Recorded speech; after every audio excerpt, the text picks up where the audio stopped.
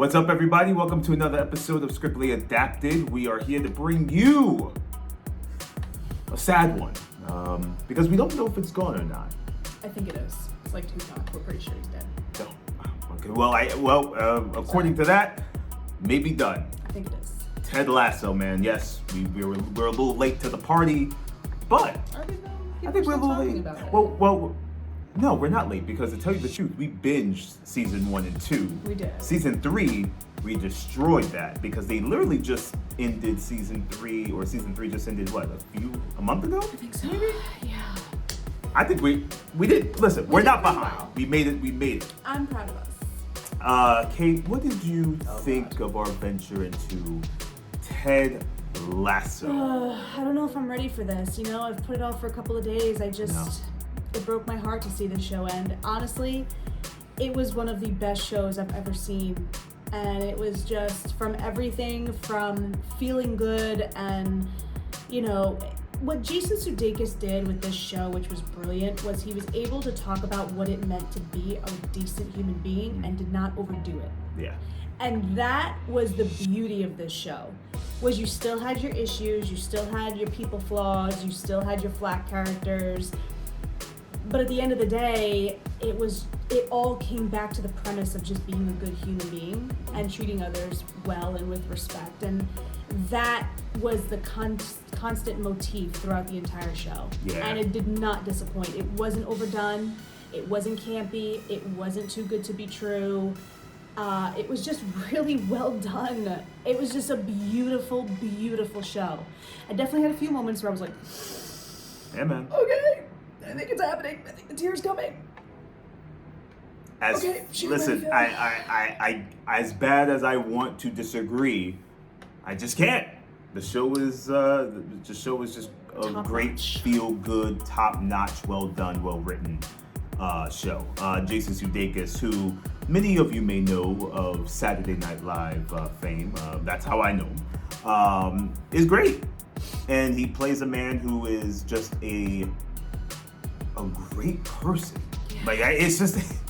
It's scary to think the things that's happened to him throughout the show, right? From losing his wife and essentially family in the case, from betrayal of a workmate, from dealing with own personal issues from his mom and not dealing with the death of his father. I mean, everything he handled with grace, though, right? With grace, he confronted it.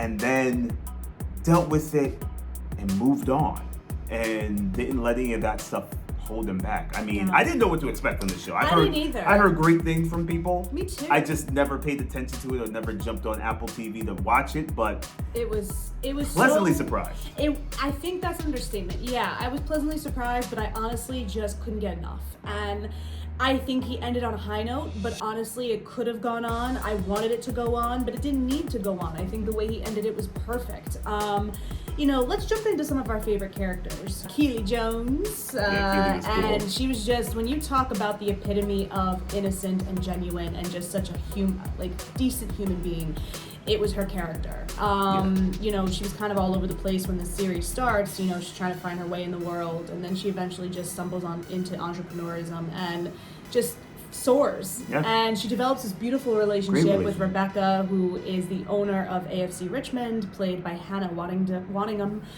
who you may have seen on Game of Thrones. Their relationship is just beautiful. What I loved about Rebecca's relationship with Ted Lasso, they were genuinely decent, good friends. And I think the audience is waiting for that moment where she has this physical or romantic relationship with him because they're your two protagonists, but honestly, I was deeply satisfied that did not happen. Sam is one of my favorites. Sam Obisanya, he, is, I think, a very subtle character, but probably one of the top. His brief and fleeting relationship with Rebecca was just awesome. But see, that's what I'm talking about, right? Like, you kind of wanted more, but it was just satisfactory enough what Jason gives you in that moment, in that sense. And I did love the Nathan Shelley character. Oh, let's talk about Nate. Nathan, man, he was a guy who was feeling himself a little bit. He was coaching his behind off, making plays and teams winning. Then thought he could do it on his own, didn't feel respected, and he wasn't respected in a lot of cases, but he did it wrong. He went about it wrong. I think he was looking for a level of respect that he wasn't getting at home, that he didn't get at home from his father, that he finally got the confirmation he needed from his father. He finally got the girl who liked him for him and respected him for him and waited for him to approach the situation and feel comfortable enough to maneuver that relationship.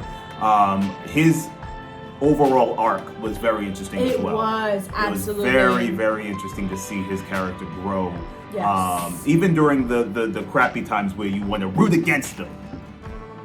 You still want him to win. I at least did, because I knew he would be back. And Ted's influence had a lot to do with the man he becomes, because he is able to face things that he was afraid of, and got the answers he was looking for, and was able to cope and deal with them. I think one of the most well-rounded characters is Nate Shelley's character by far in the show. He grew the most. What I loved about it was so authentic and so genuine, because his comeback was not he jumps immediately back to the position that he was in. He has to work for it, but he's welcomed back with forgiveness and grace. And I think what that shows you is the Lasso way, or no, the Richmond way. Yeah, but it shows you a perfect example of how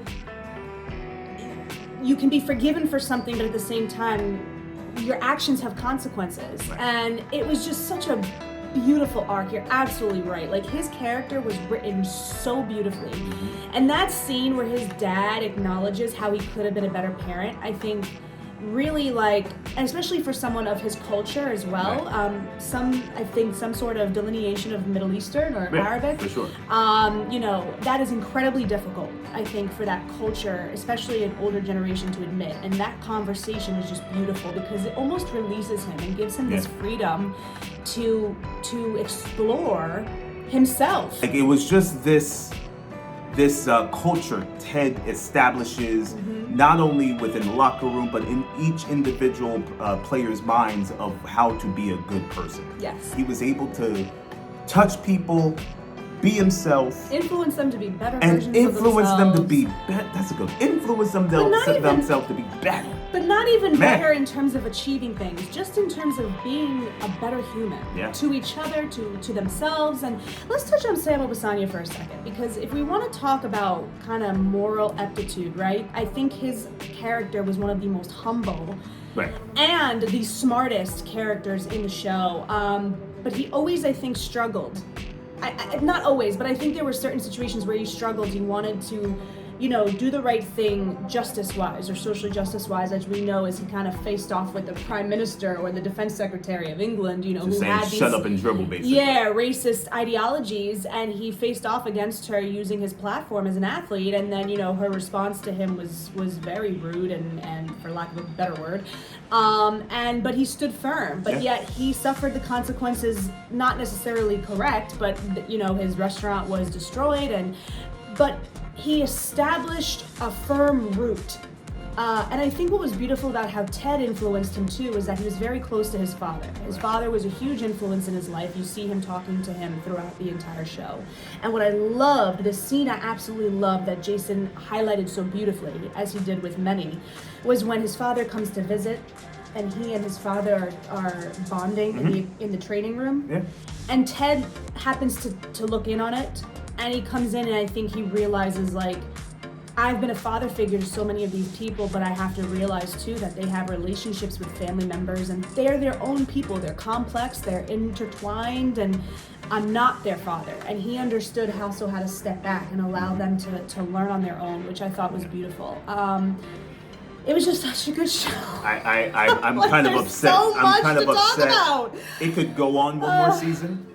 For sure, it could go on multiple seasons. Can we talk about Higgins though?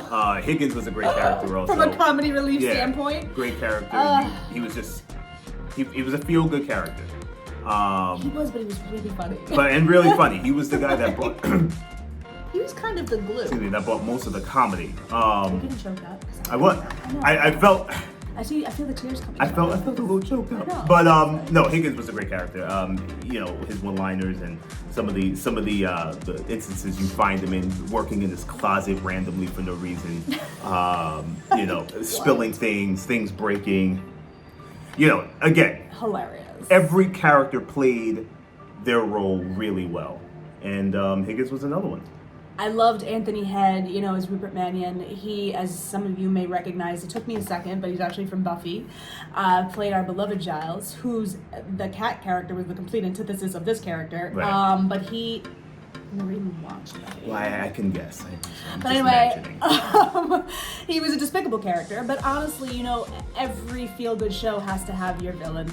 And he accurately played that, but he played it so well. And you can't forget Roy Kent. Oh, God. And the third season was a highlight, really, of Roy. His character really shined in the third season. Yeah. It was just brilliant. Roy was great. Roy was great. That still makes me crack up. Roy was great. Oh, a feel-good character. So another character. No, he was not a feel-good character. He was because he had he was like this brooding, grumpy, loving guy. Like you knew the people he loved and cared about. True. You did. You saw his sort of arc in a way, right? Absolutely. Like, you know, at the end, spoiler alert if you haven't watched it, he becomes the coach now of Richmond. But before that, he was a popular and, you know, a grizzled vet on the team. Grizzled vet? He played well off of Keely, and that love kind of opened him up to being more open to more sensitivity, right? Joining the Diamond Dogs was a big one. That was a big one. Sharing his feelings. I mean, you know, Roy is going to be Roy at the end of the day, but you did have him change. Right. And he changed again because of that Richmond way and that Lasso way that was implemented into the team and also individually. And they just got to see who Ted was. Yep. And said, I can be just as good. And there's a few things like, you know, Trench Krim from Independent. You know, he eventually goes on to write a book about them, and at the end he titles it The Lasso Way. And Ted's only critique of the entire book was change the title. It's not about me, it never was. And those were his exact words. And he changes it to The Richmond Way. And I think that is the penultimate tribute to who Ted was and his influence on the team and who he was as a person. Like, it was never about him. He never made anything about him. You know, it was always about how he was able to influence others. It's just the character's influence throughout people and the show and everything was beautiful. I have to give it to Jason Sudeikis. I wonder if he finally had the opportunity to draw from his own life experiences to tell this story. Yeah, I definitely think he did. You can't not telling this type of story. Some of this has to be drawn from experience and probably the want to be this guy at some point. True. Or to be that type of influence in other people's life. Which is big. So, yeah, listen. Jamie Todd. We forgot about him. Jamie also, listen, we could go on forever. Jamie was a great character, see his evolution as well. Everyone evolved. I think that was also an underlying subtext of this was the evolution of the team and people. Right. Out of a letter grade, I'm giving this an A+. A++. I'm giving this A+. This is one of my first A+ in maybe a year or two. That's true.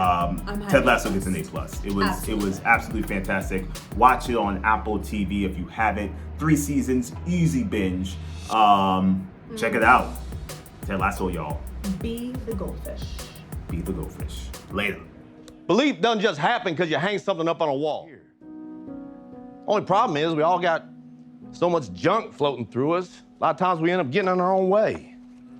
You know what I want to mess around with? The belief that I matter, you know? Regardless of what I do or don't achieve. Or what about the belief of hope? Yeah? That's what I want to mess with. Believing that things can get better, that I can get better, that we will get better. Oh, man.